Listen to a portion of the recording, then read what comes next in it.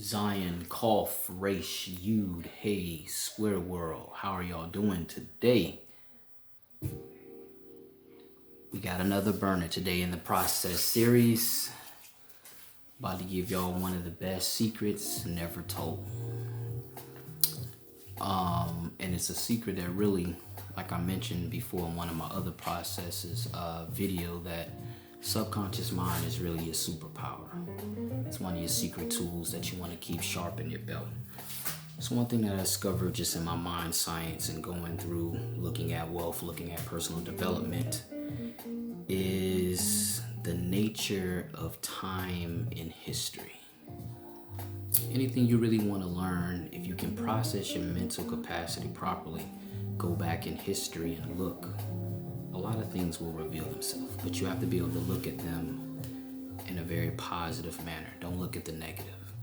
You have to get the right mental frame proper so that you can view them very, I don't know whether to say subjectively or objectively, but probably both.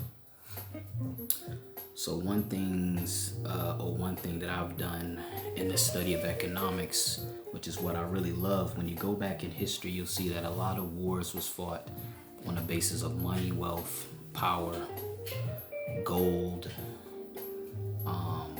human capital, etc.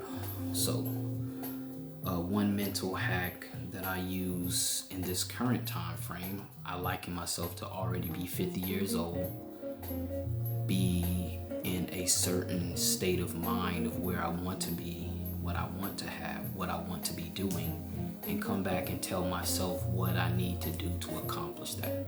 So in essence, I'm fast forwarding time and looking back into my own future and past to get something accomplished. It may sound a little complex. Another thing I do believe is also being 100 to 200 years old in mind comprehension. If you take the date of 1971, most people don't know why that date has relevance, but that is the day that the United States was taken off the gold standard. You also have 1944, I believe, was the Bretton Woods Agreement. You have 1933, when the Social Security Act, I believe, was crafted. You have 14, I'll have to check on that, when the Federal Reserve was created.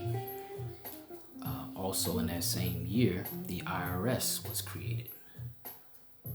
The 401k was created or drafted in 1974 under the ERISA Act. And now we have very prominent dates in our mind, like September 11. We also have now 2020, the year of the pandemic and coronavirus. So, and you can continue to go further back in history and look how dates have controlled and dominated the lives of men and women, depending on what side of the coin you are, either the controlled or the controller. So history is very important. The relevance of social sciences, of when women were allowed to become free from their husband. I believe in the World War II, the aftermath of that, we needed women to enter into the workforce. So social sciences then relinquished her from being under her husband so that she could be, quote unquote, a head of a household. Most people don't know women couldn't have credit until maybe the early to mid 70s, and that a woman was a man's property at one point in time.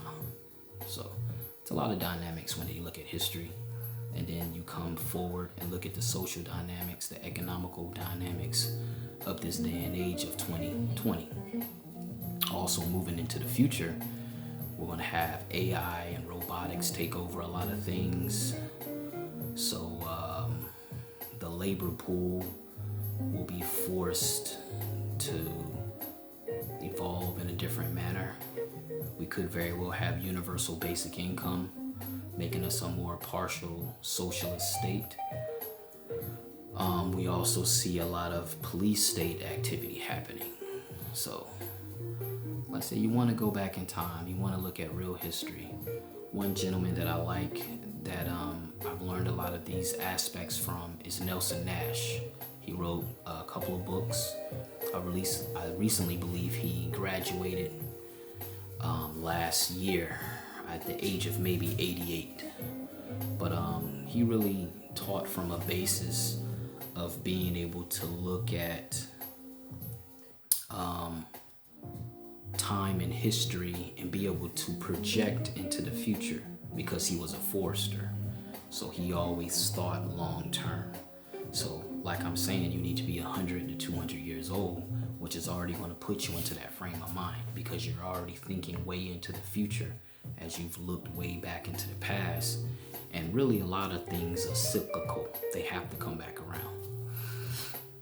So that's a good, I would say, digital mentor, Nelson Nash. I've looked at a lot of his content, his process of mind, and how he looked at the current U.S. as being, or the college or education system as just being a diploma mill. And he knew at one part of time in history where men were very adroit, sagacious, had heavy acumen, and they didn't have any degrees. So a degree really is just for you to be an employee of a specialized job skill set. So like I said, this is a part of the process series. One of the greatest secrets ever told or untold is that you really need to be very old in mind mentally and be able to go back into the future and see how things have evolved, which can give you a current, better way to forecast,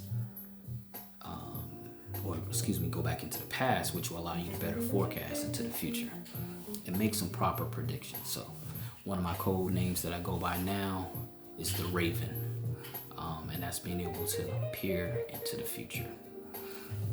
So again, this is the process series, long-term thinking, being 100 to 200 years old.